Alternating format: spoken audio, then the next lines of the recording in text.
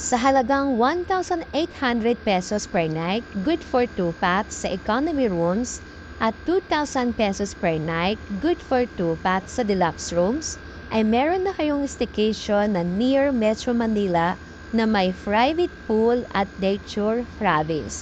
At ito ang Field Residences Condominium. Ang Field Residences Condominium ay condotel na nagpapastaycation at Airbnb. Ito po ay located sa Dr. A. Santos Avenue, Barangay San Dionisio, Sucat, Parañaque City. At ang pinaka-landmark namin ay nasa likod or walking distance na kami mismo ng SM Sucat Building A.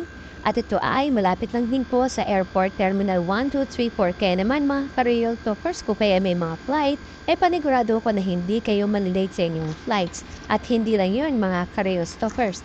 Panigurado ko na kayo ay nasa safe 24/7 na condotel.